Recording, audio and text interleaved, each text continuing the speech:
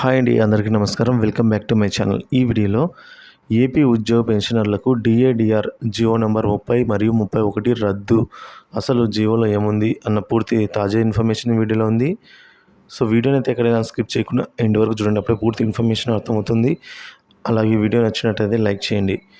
ఇక వివరాల్లోకి వెళ్తే, ఏపీ ఉద్యోగ ఉపాధ్యాయులకి కొత్త డిఏడిఆర్లు అండి.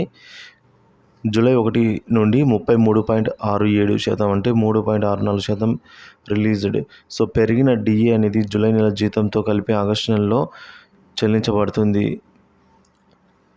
సో మొత్తానికి చూసుకున్నట్లయితే 12వ పిఆర్సీకి సంబంధించి ఐఆర్ జూలై 1 నుంచి అమలవుతున్న క్రమంలో 1వ తేదీ నుంచి ఆల్రెడీ జీవో ఉన్నటువంటి 3.64% డిఏడిఆర్ రద్దు అవుతుంది అని వస్తున్న వార్తల్లో ఎటువంటి నిజం లేదు. అవన్నీ అపోహలు.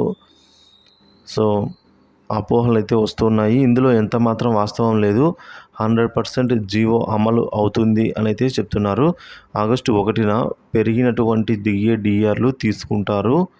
సో ఇదైతే ఖచ్చితం.